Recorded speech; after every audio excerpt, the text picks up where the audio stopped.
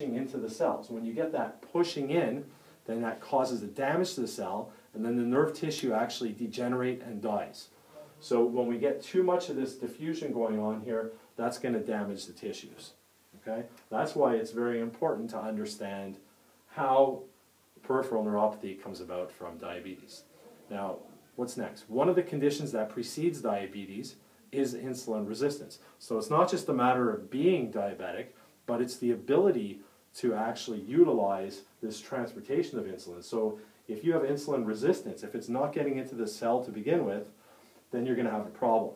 And the longer blood sugar level stays elevated, the longer that, or the more problems that that's going to lead to, and you're going to have longer periods of diffusion. So this shows up as what we call a stocking, just like a glove and stocking on your foot obviously. So a glove and stocking type of paresthesia. Paresthesia just means an abnormal sensation. Your body doesn't know what to do with it. If it's hot, cold, pinprick, it's an abnormal sensation. A para, abnormal, sensation. So sthesia, abnormal sensation. Now gluten. How does gluten tie into this? Well, gluten is a very important topic, especially in our office. And one of the major things that gluten itself causes is inflammation. And if we have inflammation in the body, we're also going to have inflammation on your brain. Okay? So gluten is a protein that's found in foods processed from wheat and related grain species. It includes barley and rye. And what this does is this actually gives elasticity to bread. So it allows it to rise and become chewy. Now, gluten sensitivity is actually, it's an autoimmune disease. So we have AI, autoimmune disease. Okay? Now, what that means is that your immune system is attacking your own body. This creates inflammation throughout the whole nervous system, and you start to get a wide range of different effects all over the organs, including your brain, like we talked about here, your heart, your joints, your digestive tract, and more. So the autoimmune reaction and inflammation both work to damage your peripheral nerves. Now, a major issue with this is that it's poorly understood and never looked at, and it's also poorly managed when we're looking at the typical medical model. Most traditional healthcare providers do not even know about the link between gluten and neuropathy. Now, eating a diet like the standard American diet is going to definitely contribute to this. And it's kind of ironic that when we look at the standard American diet, what does that spell out? Sad. And it is pretty sad. It's very high in carbohydrates and sugars and gluten, and this does not help at all with blood sugar levels. Diets that are high in grain produce a lot of inflammation. So if you have increased inflammation in your body, then whatever you're going to be genetically predisposed to is more likely to happen. Conversely, if you create anti-inflammatory environment in your body, so if you create something where it's anti-inflammatory, you're going to turn off the genes. So even if you're predisposed to having a problem, you can actually change that. So then the genes are less likely to express themselves. We're not guaranteeing it's not going to happen, but it's less likely to express itself. But if you eat the standard American diet, and you're having cereal for breakfast, a sandwich for lunch, and pasta for dinner, then this is basically a recipe for inflammation. There is a way out. If you're suffering from neuropathy, then you need to be checked out for gluten sensitivity. The gold standard is a test from a company called Cyrex Labs, and this checks for 18 different forms of gluten. There's also a test from a company called Intera Labs, and if you're sensitive, then you must remove gluten from your diet. You must also then heal the gut. So, like we said, we want to heal the gut. The gut is important because we have 80% of your immune system is there.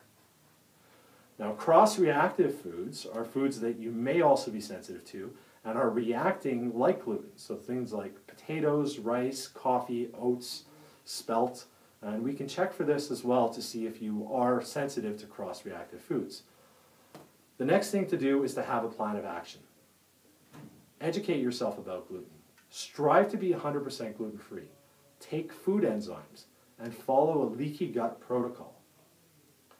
Consider following a paleo diet and consider striving for better health. Now, cholesterol lowering medications. Statin drugs, people have heard about this before.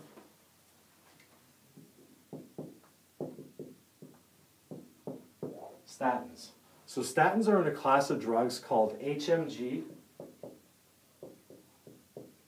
CoA, reductase inhibitors. So a recent study of a Danish population of over 460,000 people showed that people who took statins were 16 times more likely to develop peripheral neuropathy. So that's 16 times more likely to develop peripheral neuropathy. In addition, statin drugs also have a profound effect on brain function. And they're also going to interfere with and decrease the amount of coenzyme Q10 in your body, which is also ubiquinone and is a clotting factor, very important for healing.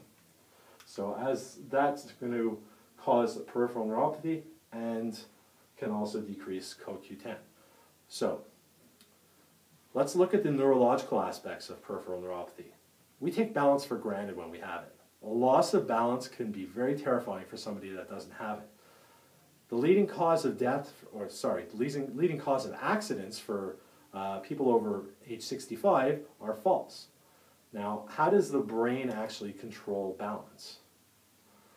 Well, we get sensory input. So the ability to maintain our balance depends on information that the brain receives from 3 different sources. From the eyes, from the muscles in the joints, and from the vestibular organs, which are in the inner ears. Now, proprioceptors are sensory receptors that are sensitive to stretch or pressure.